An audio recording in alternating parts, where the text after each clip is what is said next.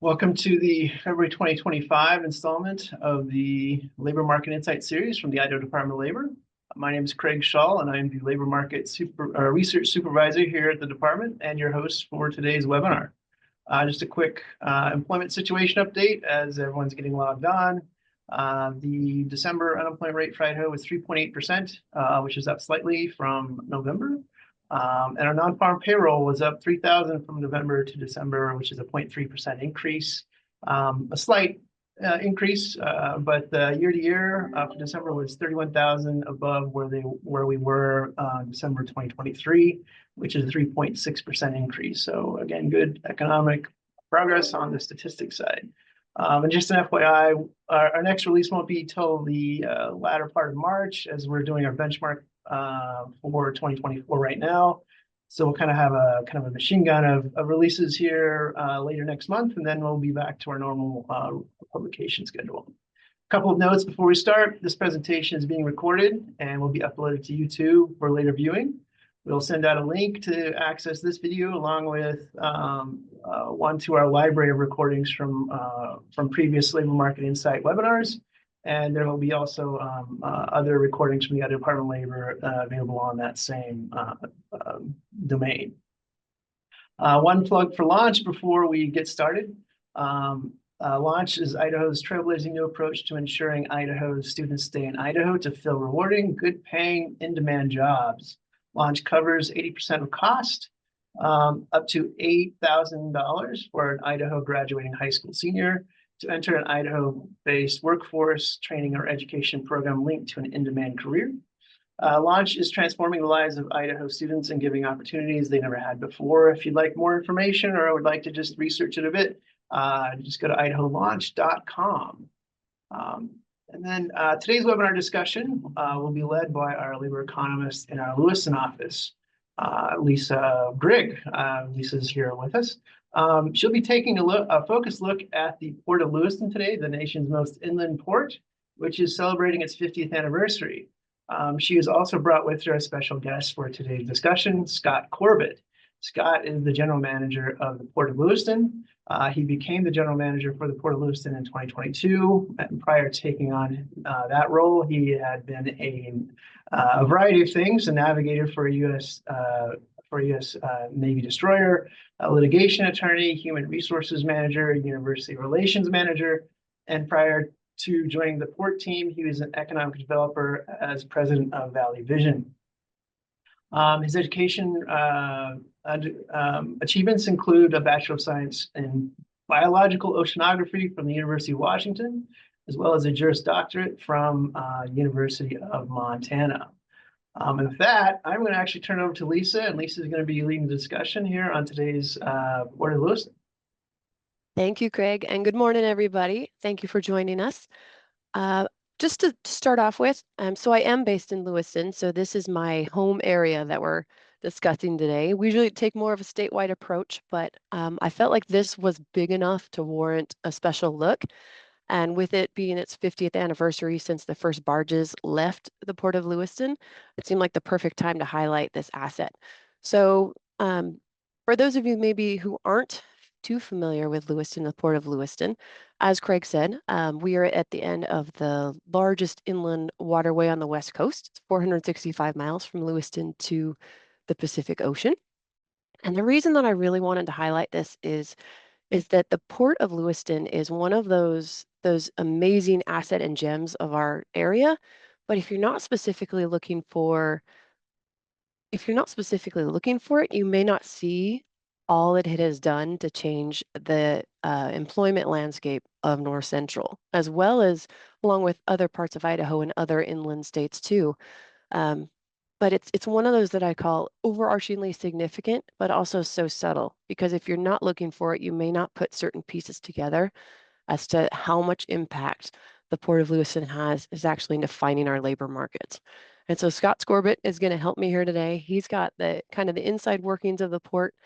So together, hopefully with his conversation and a little bit of employment data, my goal is to really show you that the Port of Lewiston is this very unique place, but it's also an incredible economic driver and is going to continue being a mainstay in our region. So with that, let's get going. So this was actually a quote that I just loved. It was from the New York Times in 1975. And Scott, I mean, I could be a little crazy here, but I think New York thinks that Idaho is crazy by having a seaport 50 years ago. What are your thoughts here? Thanks, Lisa, and thanks for doing this study and having this presentation. We always enjoy the opportunity to educate folks about a seaport in Idaho. So this quote is spot on. I just got back from Washington, D.C., and the folks who don't understand the port and don't understand Idaho, and I walk up and introduce myself and say, "Yeah, we're Idaho's only seaport." They kind of look at me with a strange eye and say, "You're kidding, right?" And I said, nope, nope, furthest inland seaport on the West Coast, and here's what we do. And then I start to roll off the economic development that we actually do. So this is actually something that we hear a lot about here at the Port of Lewiston. Folks don't understand that we can have a seaport, but we absolutely can, given the amazing waterway that is Marine Highway M84, which takes us from the Columbia all the way up to the Port of Lewiston. Nice. And then I just want to quickly highlight here if you look at the map here on the right side, the Port of Lewiston is right along the state line between Idaho and Washington. There's actually a Port of Clarkston right on the other side. But it's not just two states, it's also four counties. And so you can see kind of the primary cities of these counties, Lewiston, Clarkston, Moscow, and Pullman. So these are two Washington counties and two Idaho counties that are significantly moved by the port, essentially. So you've got a lot of jurisdictions and you have a lot of different potentially rules and laws and operating processes happening all in this small segment of our little world of Lewiston. So this is actually from 1910 from the U.S. Census of Agriculture. And on the right side, you can see that even at this point, that Layton, Nez Perce County were really heavily farm counties. So Scott, before the whole port system happened, um, how did how much of this area's crops were still exported and how did they do it? What was the process there? It was a much smaller portion back in those days, and it was almost exclusively done by rail. And when you take a look at the rail options that were available back in those days, it was a real trick to get your commodities, your wheat, your barley, to the export market. As we'll talk about later, rail can be a challenge as far as getting your crop from point A to point B. And that's today. Think about 1910 and where the technology and the rail lines actually were at that point. Really became a trick for folks to get their products to market, especially export market out at the coast. Perfect. And there was some crop that still went down the river, right? We have in our region we have what were called tramways. The grain trams would go almost like a zip line, like a ski lift almost, and they would go over this amazing terrain, steep terrain that we have that we'll also talk about later. But the river's always been a way for crops to move, right? It has been. It's just a matter of how far you wanted to move them. Um, we're at 735 feet of elevation here in Lewiston. Obviously, sea level at the ocean is zero. So there needs to be a way to bridge that gap and get crops down that river, down that escalator. Before the dams were in place, that was a bit of a wild ride, with navigation being extremely limited. We'll talk more about the dams in a bit. Perfect.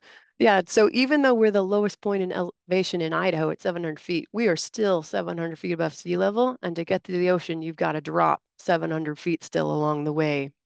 So Yes, it's you do.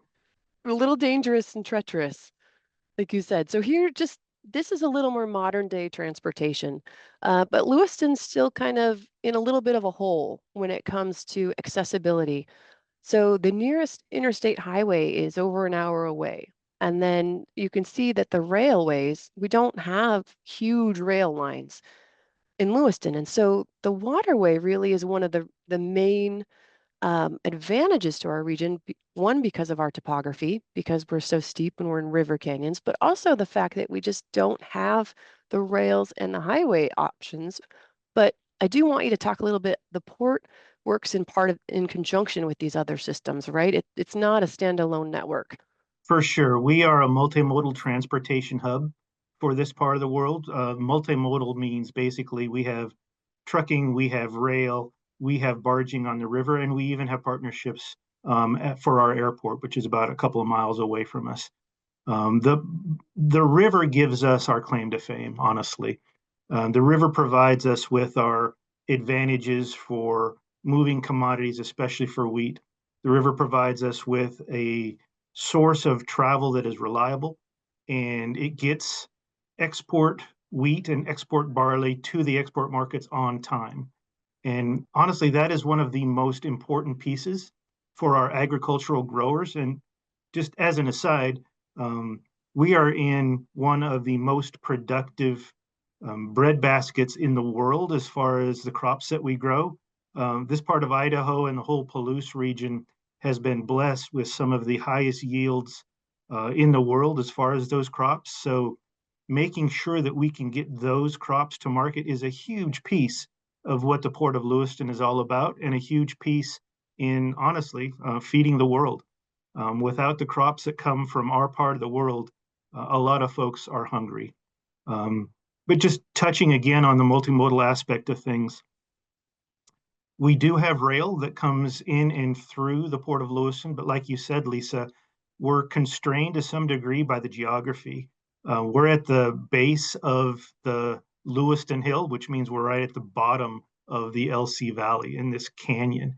And running rail north and south, basically out of our part of the world, is not only a challenge, but likely impossible.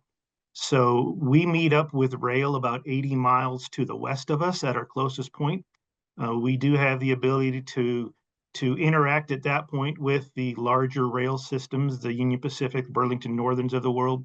But running through our valley, you have a railroad called the Great Northwest Railroad that is operated locally by a short line railroad, what they call a short line, and that is Watco in our part of the world. So you do have the ability to move your goods. I should also mention we are a regional transportation hub for Swift trucking. We run about 350 trucks out of our port every week. We do have two highways. We have the north-south and the east-west highways covered, but we don't have an interstate.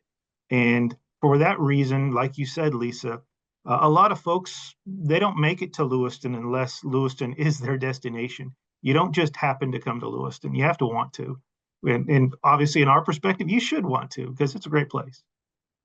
It is, but yeah. So just kind of what you were talking about. So this graph was the best I could show of trying to show that steepness, but I don't think it's really quite as appealing. And when you're looking it in the face like we do every day, Right. when you look at this map here, the Lewiston Hill, this was really a modern marvel when it was completed in the 1930s, right? I mean, it really connected Moscow and Pullman with Lewiston, and was also part of an important leg of getting Highway 95 completed, Right. but it was For not sure. a simple task, right? I mean, it was pretty significant undertaking. Yeah, when you look at a topographic map and you see the gradient for steepness and how quick you rise in a hurry from the river all the way up to that plateau that is the Palouse.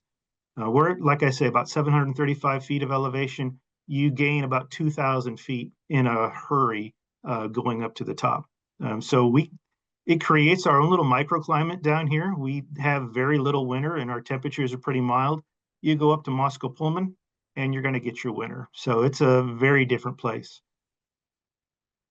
All right, so quickly, let's talk about a few milestones and kind of what was going on in the time to to spur the Port of Lewiston. So you can see I have circled here 1975. That's kind of the 50th anniversary of what we're celebrating.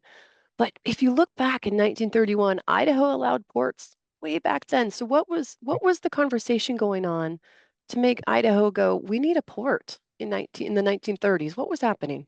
Yeah, way back in the 1930s, they were entering into the Depression everywhere, obviously, and the economy here was a bit depressed, and they were looking for ways to enhance local growth, enhance local economic diversity. And there were other places around that had ports and the opportunity for ports. Idaho did not. And there was a limited number, i.e., one place in Idaho that could actually qualify under the definitions that were drafted back in the 30s. So they kind of took that and enacted the legislation, which is very unique.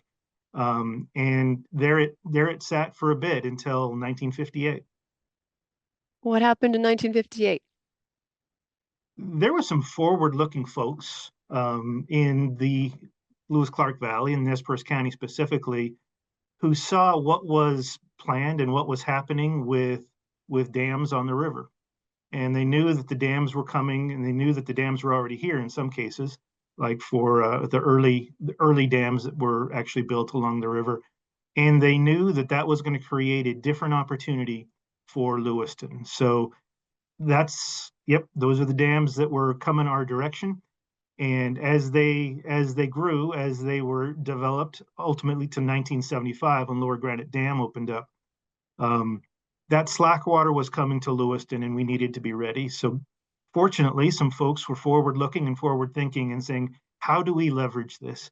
How can we create an economic zone that can really help agriculture industry and the different pieces that thrived in the LC Valley? And the establishment of a port was their answer. Perfect. So, like, Nez Perce County was not the only county that was authorizing ports in 1958, right? I think there was a handful of Washington. This is an entire system. And I think that's important to think about, is that the Port of Lewiston does not operate by itself. I almost think of it as, these are marine highways, and these are almost like on-ramp, off-ramps, all the different port options where you can choose which port to go to and how far you want to go by truck or rail versus barge. But it was not until Lower Granite was completed, that was the last of them in 1975, right? Which allowed actually the Port of Correct. Lewiston to bring in barges. It's that last step from 0 to 735. And importantly, if you lose any one of these dams along this river, you don't get to Lewiston. So it points out the importance of these lower Snake River dams to the commerce that flows through this entire river system. And you're spot on, Lisa, in categorizing it as an entity, a system. We might be the furthest east on Marine Highway M84, but every single dam, every single port, every single stop along the way is a part of this system. If you start talking about cruise lines, if you start talking about moving commodities, if you start talking about fuel, if you start any of these different pieces of the economic puzzle, they are all reliant on this Marine Highway M84 system that is in turn reliant upon the system of locks and dams. Perfect. Exactly. So just to kind of again hit home how unique this area is, you can see Marine Highway 84 sitting here. It's really the only inland West Coast port we've got.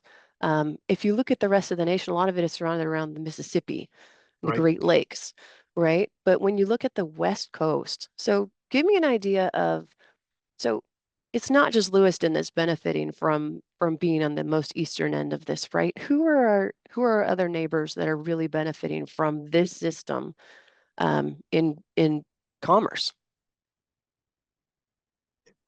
I'm pausing because my answer would take a long, long time if I say everything I want to say. It's So a I'm trying little to, complex. it's a little complex. Obviously, everybody along the way between Lewiston and the ocean benefits from this marine highway.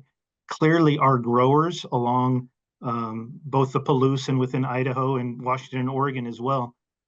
Wheat growers, barley growers, peas, lentils, garbanzo beans, canola, all of our agriculture benefits hugely by Marine Highway M84. If they did not have the ability to barge, their per bushel price for sending their products to export, which is 90% of their crop, it goes up by upwards of 50 cents to $1 per bushel. This year, the price that they were getting at export ranged anywhere from $4.50 a bushel to $5.50 a bushel.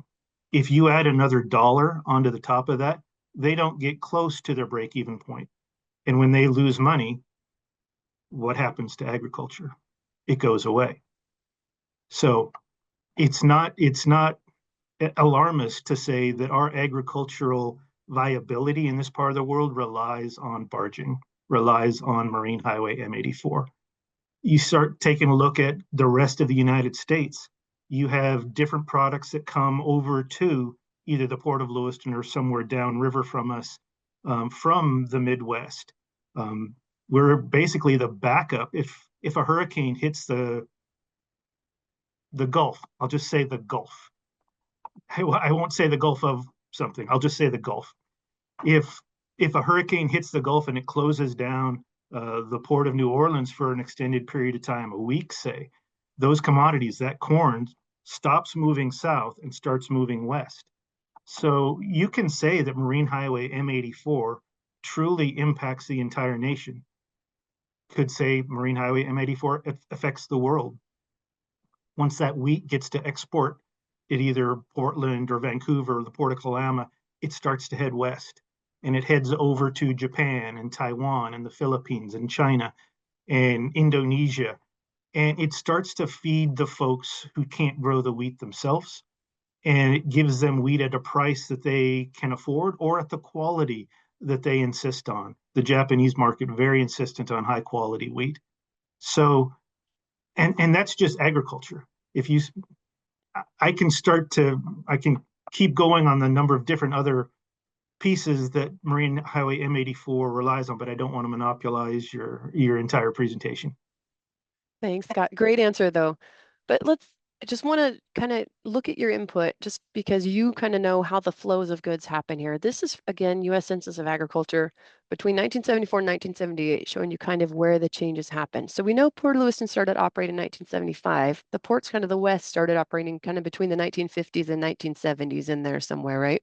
Right. So you can actually see that directly after the port happened, that the major growth it actually wasn't in north central Idaho. It was actually in western Montana and southern Idaho and even northern Idaho. You can kind of see that at this period of time, while U.S. cropland is actually not growing at a robust pace, our immediate region is doing a very different pattern.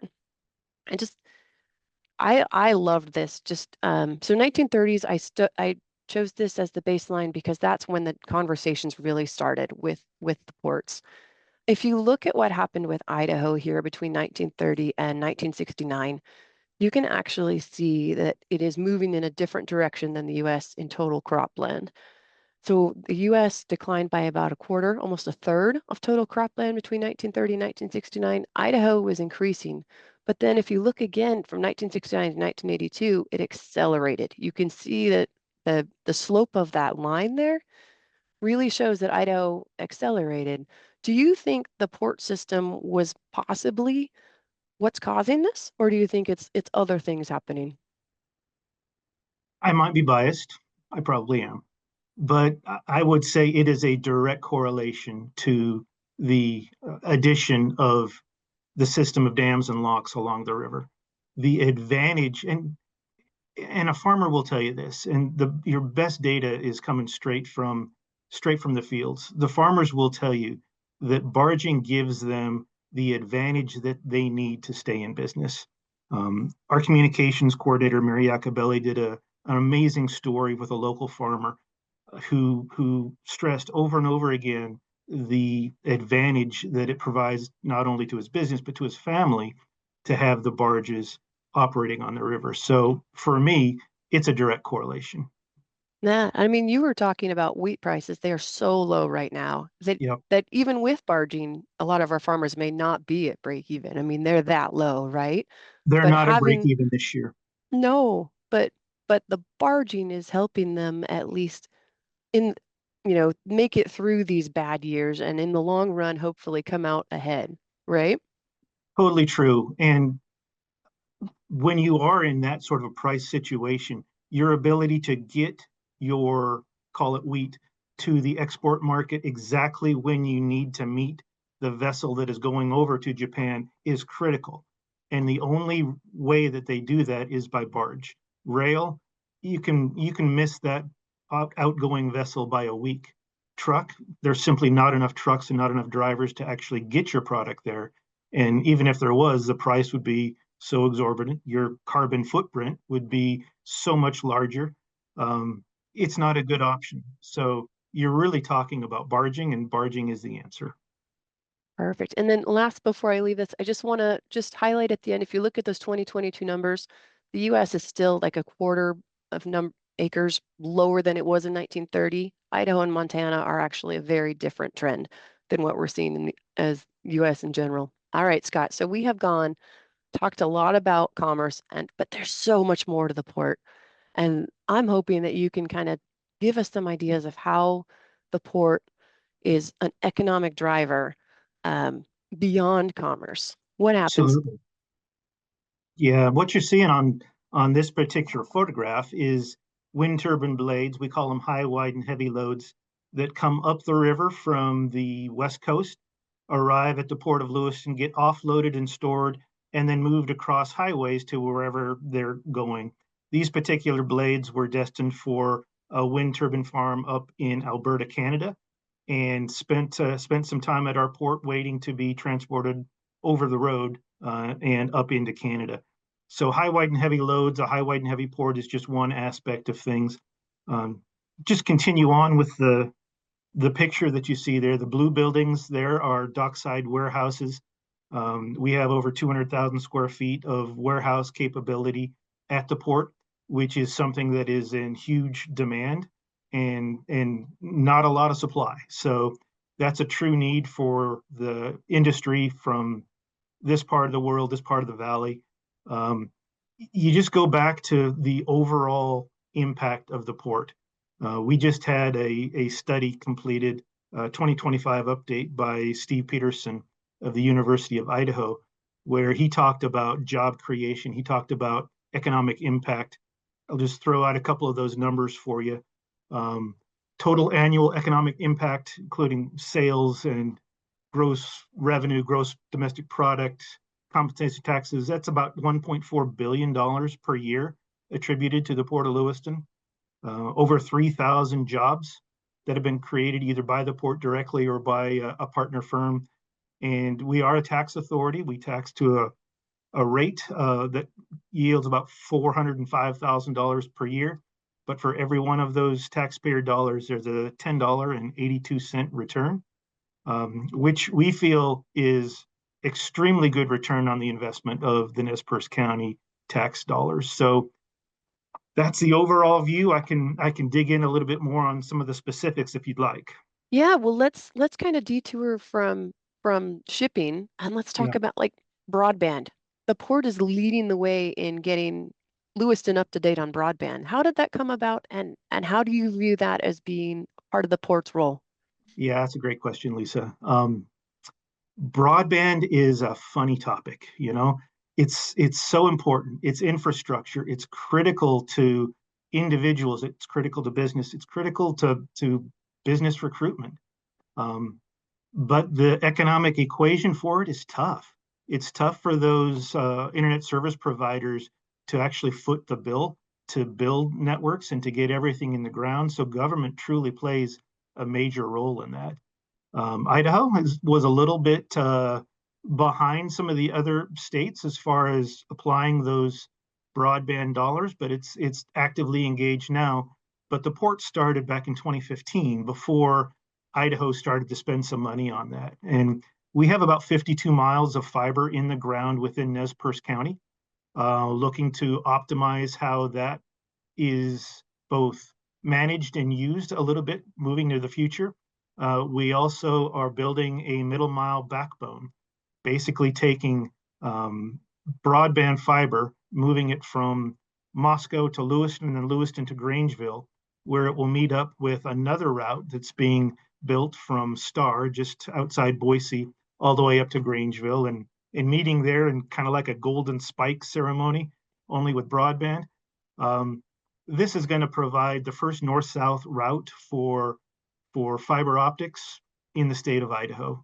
Right now, if you have data and you're trying to get it to Seattle, it basically goes out of Boise, out and around the corner, out through Montana, back over the top, and it's a very convoluted route. With this new route, it'll flow through Idaho itself, and there's a whole bunch of advantage to that and create redundancy. So if we have a fiber optic cable that's been cut somewhere, you don't lose your service, you're going to have redundancy. So really important, and it's a piece of what the port does that we're looking to optimize and refine. This industry changes basically every day, and it's a very complicated world to be working in. So we're just trying to adapt and be a leader in it if we can. Perfect. Thank you. And then if we go to, this is really what I want to dive into, is that industrial real estate development. Tell me a little bit about how the port is situated to attract and retain employers in our region. Yeah, business attraction is a complicated story as well. Everything's complicated, apparently. It's a tough business to be in. You really have to meet the needs of folks. You have to understand your folks. I call that KYP, know your people. In this case, your people are the folks who want to come to Idaho to do business. Idaho is a really sought after destination for folks primarily along the West Coast, the I-5 corridor, but also from the Denver area and other parts of the country. They want to do business in Idaho. They want to locate to Idaho. So to provide them what they need, you need to do a couple of different things.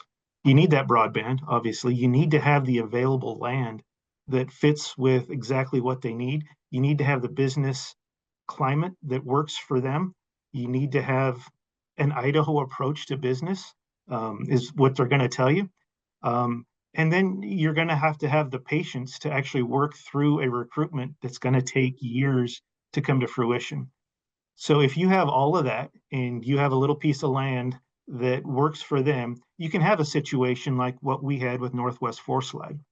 Northwest Forslide is a company that was located outside of Portland who wanted to relocate. And they actually came to me when I was at Valley Vision doing the economic development piece there. And we had a 1.5-year discussion, couple of site visits. The family came out, we wined and dined, we showed them the advantages. Long story short, they purchased a piece of property from the port, built an amazing factory, and now they are a linchpin of the economic community here in the LC Valley. They manufacture small metal specialty pieces that fit into different sorts of processes like Schweitzer Engineering Laboratories or NASA or some of the hospitals around the nation. Do an amazing job. They're an amazing company led by an amazing family. It's 3 amazings in one sentence. I don't know that I've ever done that before. Exactly the kind of economic development that works. And the key to all of that was having a piece of property that fit their needs exactly. So that's a piece of what the port does and can do. Getting pieces of property ready so that when the Northwest Forslides of the world do come to call, you have something that they can look at and say, wow, that's my future home. So without the port, how many businesses that you think are here in Lewiston really might not be here today without the port's influence and the port's ability to find that piece of property for them? Some major ones for sure. Schweitzer Engineering Laboratories has a major factory piece located here that is resting on port property. And they purchased that a decade or so ago and then made it their own. We had a company called Seekins Precision, one of the world leader in manufacturing fine arms. And they actually started at the port in an incubator. So they wouldn't have been where they are today without the port. We have a winery, Coulter's Creek Winery, that started here, not Coulter's Creek. Clearwater Canyon. Clearwater Canyon. So many C's, I get them mixed up in my mouth. Clearwater Canyon started as an incubator in the port as well, and now they're one of the finest wineries in the Northwest. And the list goes on. I would add Northwest Forslides recruitment and sale of land to that as well. I think they're going to be amazing. So the port doesn't just offer properties. You also have industrial parks, and like you were talking about incubators. Tell us a little bit just about those ongoing projects that the port that the port maintains? I am a huge proponent of incubators and business development in that sense. When you start to look at workforce development, if you've heard the numbers for how many workers are available in the workforce and how that number is trending in the future, you know that entrepreneurship is going to be a huge piece of workforce development. And we've been able to nurture some entrepreneurship in the last few years at the port. We have two companies in particular that we just love. One of them is G&E Spa Essentials. The other is Infuse and Booze. And both started basically in basements or garages. We created a new space that had never been used for entrepreneurship before, and they certainly helped out in fine-tuning the space. But now both of these companies are adding jobs, adding employees. They've been on national TV. They've hawked their wares at huge conferences and seminars. They're just exploding, and the sky's the limit for them. And we're oh so proud to be able to say that we had a piece of starting that explosion. Are you focused on mostly on incubating manufacturing and transportation warehousing companies, or is there a bigger mix there? You know, Lisa, that's the easiest. That's the easiest company that you can incubate and start to get up and running. I've had a vision of entrepreneurship that went a little bit beyond that, and where that goes in the future is to be seen. But providing a space for a service-based type of company, I think is something that we can do. Provide the mental partnership of a shared space incubator where a marketing firm can be in the same space as a lawyer startup who's in the same space as a manufacturer. Blending all of those brains together is only going to make that space more impactful. I like that. I'm gonna take that away, that we're gonna blend brains is what we're gonna do at the Blending port. And brains. that's the terminology I'm gonna use for 2025. Perfect. But before I leave this slide, there's one last little bullet point I want you to kind of hit there. So public-private partnerships. How is the port set up to work in conjunction with private companies? It's a public entity. So how is it able to kind of blend those lines, just like we were talking, and actually create these amazing partnerships for future development? It all comes down to seeing the need and seeing the opportunity and not being afraid of it. Figuring out, you know, if we are in this as a public-private partnership, the opportunities expand. I think we have a great example that is in progress today with the cruise boat dock that we're building. We're in a public-private partnership with American Cruise Lines, which is America's largest American-owned cruise lines and really dominating the river cruise industry. We are building a cruise boat facility where the port is building all of the what we call upland improvements, basically everything on the ground. And American Cruise Lines is building everything that extends over the water, the gangways, refurbishing the caissons, which are the things that are stuck in the mud that you tie your boats to. Finding that we can do something like that with a large company, privately owned company, really just advances the project and advances our local economy. Nice. Some people are still in awe when I tell them that we have cruise ships that come, April through October, and they bring 20,000 Yeah. visitors here to the valley. And there's even people in my local office that didn't realize that it was such a huge thing. But the boats are wanting to bring more boats, right? They would like Right. to come more often. It is a popular destination. It's actually their most popular route, which is great. We did a study back in 2020 that said we need more capacity here in the valley as either the terminus or the start of those cruises. And that's really the reason why the port started its effort to build a new cruise facility. Perfect. And I know you've mentioned Stephen Peterson. This is actually from his work a decade ago, and you kind of gave us some updated numbers, which was wonderful. But I think what's important, so his work wasn't just looking at Port of Lewiston, it was looking at Port of Lewiston and also the two other ports directly on the Washington side. They're within 5 miles or so of the Port of Lewiston, right? Right.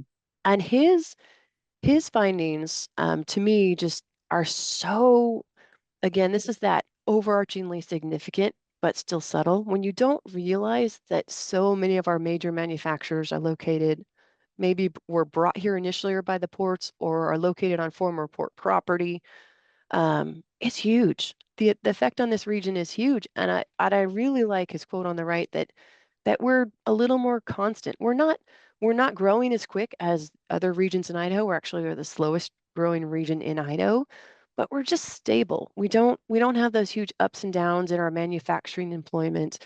And our wages are actually quite nice, as we'll see. But it's one of those things that, again, I think Stephen's right on the money, that you take this for granted a little bit because you just I mean, we could have lost a couple of our large employers without the ports historically, right? It was like there's something on We your agree. website with our ammunition manufacturer that when they got the Department of Defense contract, they needed 500 acres. Is that right? We have provided, the ports have provided a way to either attract or retain so many of these jobs. And I think we do it because we're in a unique position. Um, we we do it because it is in the best interest of the economy within the valley, within this region. And we don't have a profit-centered objective. We have the best interests of our port districts. And for the Port of Lewiston, that's Nez Perce County in its total. So our mission is truly to do exactly what is shown on this slide. And we have good support to do it. We have the good leadership in place to carry out the mission. Perfect. Thank you. So just to kind of show how this region, so the Quad region are those four counties we talked about earlier, two in Washington, two in Idaho. And what I want to show here is specifically between 1999 and 2009, the Great Recession happened in the middle there. And Idaho statewide lost about 28% of its manufacturing jobs at the time. And then it started coming back in about 2011. But here locally, it was actually much, much smaller. Uh, we lost about 10% of our manufacturing jobs, and we actually started rebounding much sooner. We were already rebounding in 2009 versus 2011 for Idaho statewide. And so this is fascinating to me because, again, it's not showing these huge ups, but it's also not showing the huge declines. We don't have these big troughs and valleys. We're just kind of going along. But then once you get past 2009, you can actually see this region really accelerated in its employment compared to 1975. Yeah. We're actually quite a ways up. So is Idaho as well. But again, you can see that trajectory just kind of changing. Okay, so I living here in North Central, I know and feel that our region is very, very different than anywhere else. And these numbers are my way of trying to show that over the last 20 years. So you can see actually Idaho statewide, manufacturing as a share of private employment decreased from 13% to 10%. It's not necessarily that manufacturing declined so much, it's that so many other of our industries actually really grew and diversified.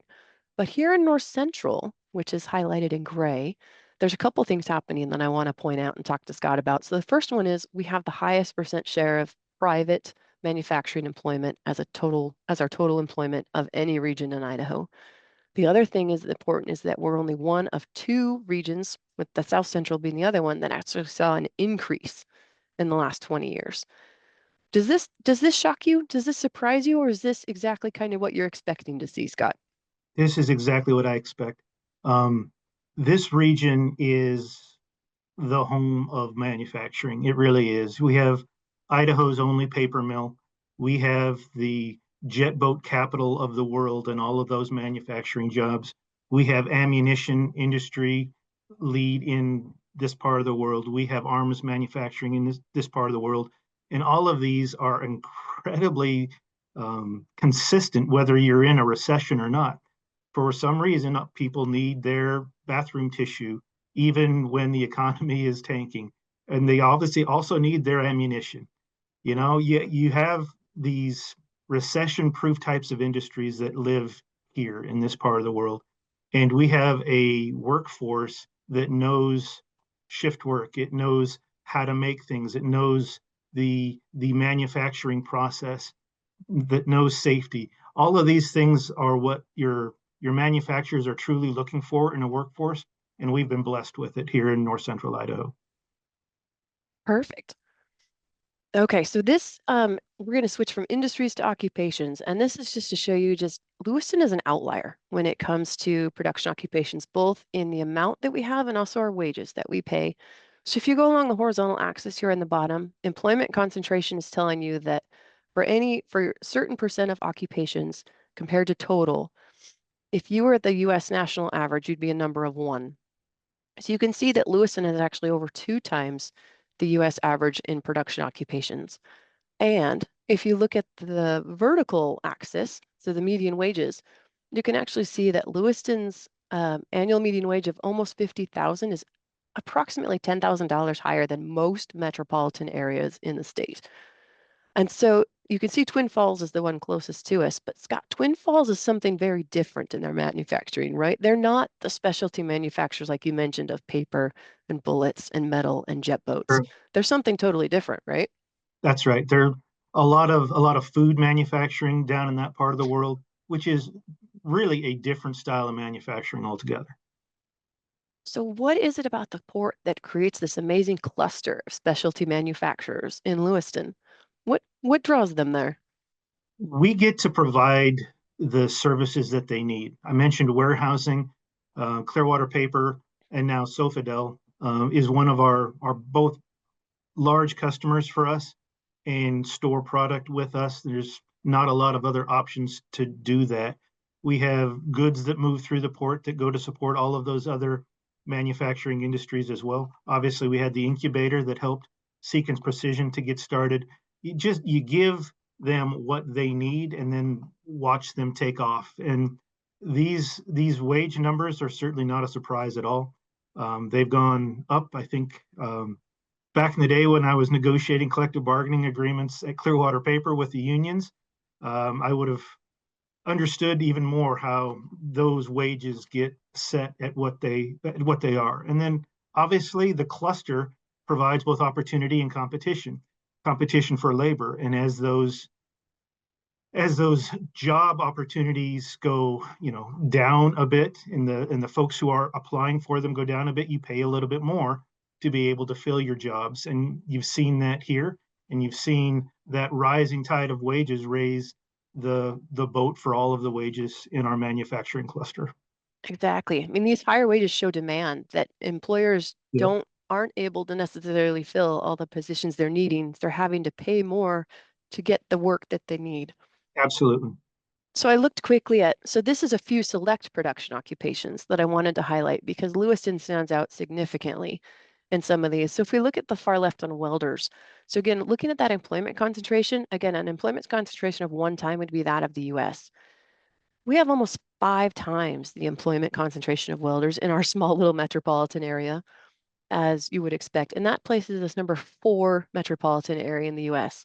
But I also Takes a want to lot of takes a lot of welders to build a lot of jet boats. Yes, but it's not just jet boats, It right? I mean, isn't. like there's so much metal manufacturing that happens but yes, but with our agricultural economy and our welder and our jet boats, and there's so much need for it. It's really But you can also see here that Lewiston's median wages are higher than anywhere else in the state, by almost $10,000 again. When we go to millwrights in the middle, you can see that we have a 6 times employment concentration in the US. And again, our wages are over $10,000 higher than any other metropolitan area. Machinists, we actually don't have the highest wages. We definitely have the highest concentration. And so I wanted to just highlight that part of what brings these employers here and keeps them, like you mentioned, is that we have the skilled workforce to be able to fill their needs for the niche products that they're creating.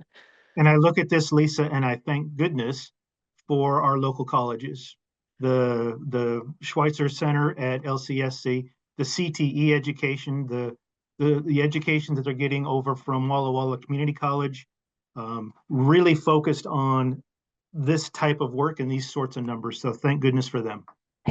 Great point. I mean, the CTE classes, you hear about blue collar Idaho, but you're not blue collar Idaho until you look at Lewiston, right? And so That's fact. having that advantage of having so many things close by. I mean, it's right on campus for high schoolers essentially. Yep. It's a fantastic asset, but it is so needed because again, when I talk with employers, they can't fill all the welding spots that they need. So even though we have this huge program coming through, there's more. They could hire more if we could Absolutely. get them more. They would have room for them. That's fact. All right, Scott. So now is your chance to talk about the next 50 years coming up in the port. So the map on the left is actually the fiber broadband map, and I kind of thought it was interesting because it shows you kind of all the little avenues. But what's going to come up in the port the next 10, 20, 50 years? And what is its greatest strength that it brings into the next time period? Yeah, well, this is why I'm here. This is why I took this job is what comes next. On the left is broadband, and that industry is changing so fast that I can't even tell you what the next 5 years, I can't even tell you what the next 3 years are going to look like. But what I do know is that our connectivity within the Port District, within Nez Perce County, is going to be improved. It's going to be better. There's going to be a route that runs from basically Coeur d'Alene through Boise. Your ability to tap into fiber is going to be a whole lot better than it is today. And I'll just leave fiber at that. And it'll be better. On the right, you see the American Harmony. That is the style of boat that American Cruise Lines, one of the styles that American Cruise Lines is going to start bringing to the Port of Lewiston, even within the next couple of months. We are going to have a cruise boat facility that will be pretty amazing. It's going to have obviously the gangway system that works well, but in addition, we're going to have an amphitheater for concerts at the confluence of our rivers. We're going to have an amazing welcome building that will include both commerce and history and culture, and really be a welcoming place right on the river in a riverfront patio setting where you can flow in and out while you're attending the concert. Maybe there's maybe food truck night starts to come down on the waterfront. Maybe there's a farmer's market that takes place down there. Maybe there's this building that attracts all kinds of different folks, both residents of the valley and those tourists from Boston who are experiencing the West for the first time. Um, those are the two of the options. I also see property development, business attraction, really working with the local leadership to move things in the right direction. So the final answer I'd have what it is that we can provide, it's leadership. It's leadership on this growth with the courage to actually say yes and move it forward. Wonderful. Thank you. I look forward to seeing the next growth of ports and where it goes because it's such an amazing, like I said, asset to our region. And we would look so different without it. Yeah. Scott, I wanted to thank you so much. Craig, sorry, go ahead. Are there any questions? No questions yet. I just wanted to, I guess this would be a good spot. Let me to say if anyone has any questions, please throw them into the Q&A there at the bottom. We'll communicate those to Lisa and Scott if there are any. But I just have to say thank you, Scott and Lisa, for this. This has been a really well-rounded webinar. I think the historical context and the current and future impacts of the port have been amazing. It's been quite informative, and I know more about it today than I did before. I knew it was the most inland, but in terms of how important it is to the region and why it's so important, I think you guys did an excellent job answering those questions today. So thank you very much for your time and expertise on that. And then one question just got dropped in. Has the port explored any kind of smelting facilities or anything that deals with metallurgy, I guess? Not in my time here. I know there were some discussions about some different types of facilities along that line within the history of the port, but nothing current, nothing recent since I've been at the port. No other questions, and I gotta say most of the questions I had to be ready, you guys answered them all. So that's sorry. Could I take the last word then? Of course, yes. Last word. Go ahead. So everything that we've talked about today is truly reliant on the presence of the lower Snake River dams. Those dams are under some degree of attack from folks who want to remove them for a bunch of different reasons. I would say that the benefits of those dams that you heard today really justifies continuing with this Marine Highway M84 system moving forward. The questions about whether fish and dams can coexist, they absolutely can. The numbers on the fish are improving and have been improving for the last couple of decades, even with the dams in place. The dams have amazing fish ladders and technology that allow a huge percentage of those fish, upwards of 98% passage rate on the dams. So dig a little deeper when you hear that dams have caused a decline in fish, and just remember the things that we talked about today that a lot of people take for granted, but we would not have without the presence of those dams. Thanks for letting me have that word. Sure, of course. Thanks, Scott. And we did get one more question if we still have a few more minutes. The question is, do you know if American Cruise Lines intends to build on the Idaho or Washington side? They are building on the Idaho side. So our gangway will be in place shortly. So yeah, they will have a cruise Idaho ribbon cutting once we have that in place, and it's going to be amazing. Great, awesome. Well, no This question. this is the first time they'll actually be docking on the Lewiston side, right? Correct. Lisa, any final words?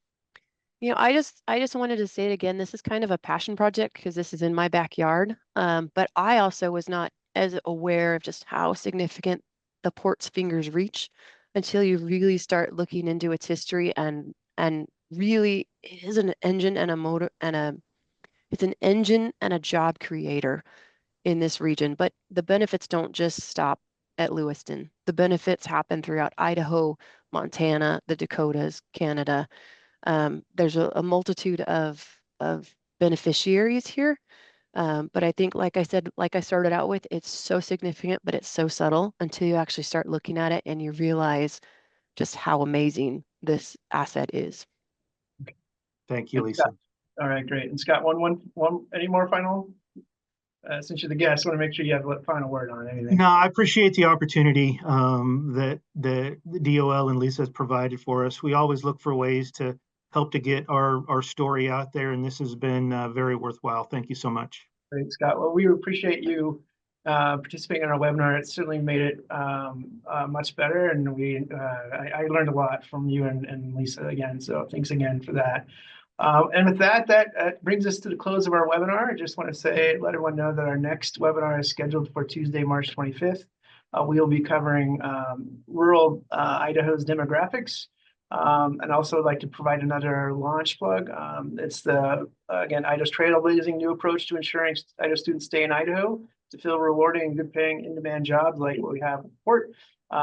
It covers 80% of the cost, up to $8,000 for an Idaho graduating high school senior to enter an Idaho-based workforce training or education program linked to an in-demand career. For more information, go to idaholaunch.com. Also like to remind people that the Idaho Department of Labor offers many services, which includes free access to labor market information, which you can get to at lmi.idaho.gov. And then that really wraps us up there. So I'd like to thank everyone for attending. Thanks again, Scott. Thank you, Lisa. I hope everyone has a good day and an excellent rest of February. We'll talk to you in March.